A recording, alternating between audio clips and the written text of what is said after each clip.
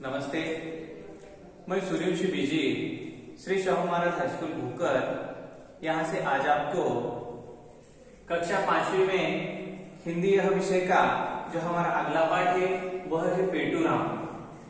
बच्चों, इन पेटूराम के जो लेखक है इस पाठ के, उनका नाम है डॉक्टर त्रिलोकीनाथ ब्रजवाल और इन्होंने यह पाठ से हमें बताने की कोशिश की है कि पेटूराम का मतलब आपको मालूम है क्या बच्चों?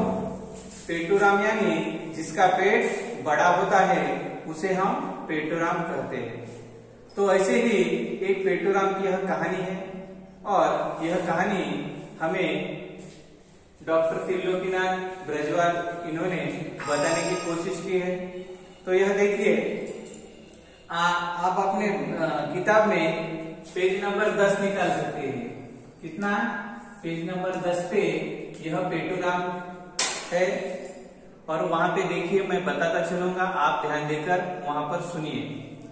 चलिए भोजन तैयार है, चलिए भोजन तैयार है, आप भोजन कीजिए। मैं क्या आप भोजन नहीं करेंगे? आज मेरा उपवास है। उपवास में कुछ तो लेते होंगे आप। हाँ, थोड़ा बहुत सा खा लेता हूं मैं। फिर संकोच कैसा है? कृपया बताइए। आप संकोच मत कीजिए, कृपया बताइए। तो पेटूराम बोलता है, अंगूर मिलते हैं क्या? हाँ, बहुत मिलते हैं यहाँ पर। तो ऐसा कीजिए, केवल आधा किलो अंगूर मंगवाइए और उसके बाद आधा दर्जन केले और उसके बाद 1 किलो सेब मंगवाइए और 1 पाव क्या कीजिए, मेवा मंगवाइए। उसके बाद 1.25 पाव मिठाई भी चाहिए। बस इतना ही या और कुछ चाहिए? नहीं, आधा लीटर दूध और रबड़ी, बस इतना ही चाहिए। ठीक है, और कोई आज्ञा है तो आप बताइए। नहीं नहीं, कौन कहता है? पेटूराम। नहीं नहीं, आज मेरा क्या है? उपवास है, आज मेरा व्रत है और मैं व्रत के दिन ज्यादा अधिक नहीं खाता हूं। तो यह हो चुका है। तो इसके अब देखिए कि पेटूराम क्या कहता है और उसे उसके रिश्तेदार क्या कहते हैं। रिश्तेदार उसे कहते हैं कि वह पेटूराम अपने रिश्तेदार के यहाँ जाता है और वहां जाने के बाद रिश्तेदार पूछते हैं कि पेटूराम, आपको खाने के लिए क्या चाहिए? चाय बनाओ या खाने के लिए भोजन में कुछ चाहिए? तो पेटूराम कहता है सबसे पहले कि आज मेरा क्या है? उपवास है। तो उपवास के दिन मैं ज्यादा कुछ नहीं खाता हूं। फिर भी वह रिश्तेदार कहते हैं कि आप फिर भी क्या खाना चाहोगे? तो मुझे बताओ। ऐसा बताने के बाद फिर सोचते हैं और वह बोलता है कि मुझे आपके यहाँ पर अंगूर मिलते हैं क्या? क्या मिलते हैं? अंगूर। मुझे आप क्या करो? अंगूर ला दो। अंगूर मिलते हैं क्या? हाँ मिलते हैं। केवल कितना अंगूर चाहिए? आधा किलो अंगूर, आधा किलो।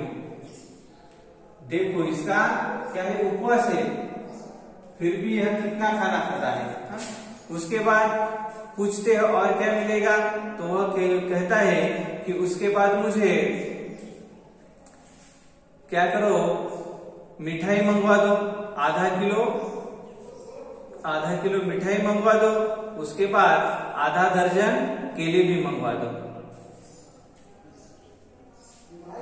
केले कितने चाहिए? आधा दर्जन।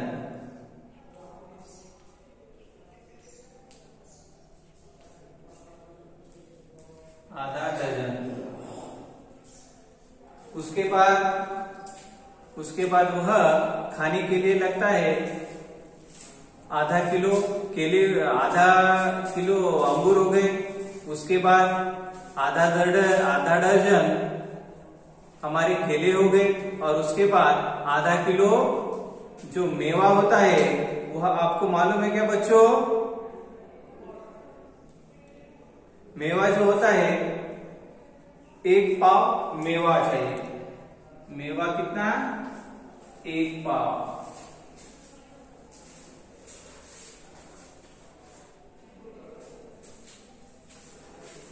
उसके बाद 1.25 पाव मिठाई।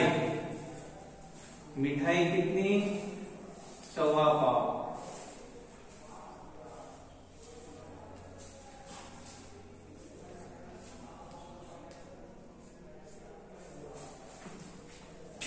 और उसके बाद आधा लीटर दूध।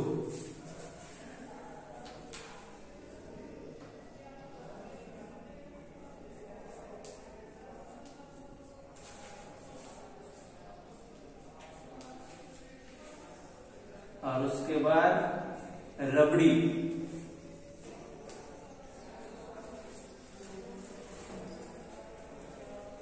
रबड़ी, बस इतना ही। तो यह पेटूराम है बच्चों। हम एक समय खाना खाते वक्त इतना खा सकते हैं क्या? नहीं खा सकते। फिर भी आप में से कुछ होंगे तो आप मुझे बता सकते हैं।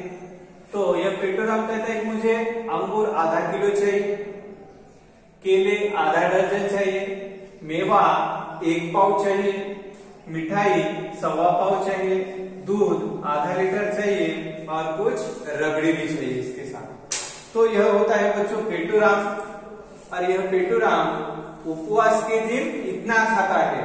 तो आप सोचिए कि वह उपवास के दूसरे दिन या दूसरे अन्य दिन कितना खाना खाता होगा। इसके बारे में डॉक्टर त्रिलोकीनाथ ब्रजवाल इन्होंने यह कहानी से हमें बताने की कोशिश की है। कुछ मनोरंजनात्मक यह कहानी है। और उसके बाद उसके जो नीचे है, विराम चिन्हों को पहचाने, पढ़ो और समझो। यानी यहाँ पर कुछ विराम चिन्ह दिए हैं बच्चों। इस कहानी में अलग अलग विराम चिन्ह हैं। तो कौन से विराम चिन्हों को क्या कहते हैं और किस तरह होता है वह देखिए। सबसे पहले है पूर्ण विराम। यानी पूर्ण विराम इस तरह का होता है। यह है पूर्ण विराम।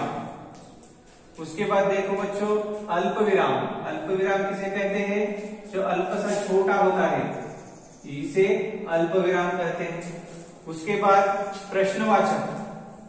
प्रश्नवाचक यानी हम कौन सा भी प्रश्न किसी को पूछते हैं तो हमें प्रश्नवाचक चिन्ह देता है, तो वह इस तरह का होता है प्रश्नवाचक चिन्ह। उसके बाद विस्मयादिबोधक, यानी हम उसे उद्गारवाचक कहते हैं। मराठी में क्या कहते हैं? उद्गारवाचक चिन्ह। तो इस तरह होता है वह। उसके बाद होता है बच्चों, उसके बाद आता है अर्धविराम। यानी हम कहानी बताते समय कहां पर अगर रुक गए थोड़ी देर के लिए तो उसे अर्धविराम देना चाहिए। और इस तरह का हमारा अर्धविराम होता है।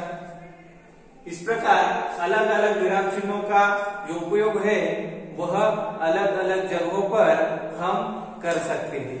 इसके बारे में आप व्याकरण में भी देख सकते हैं। इस प्रकार हमारा छठा जो पेटूराम है वह आज यहाँ पर समाप्त हो चुका है।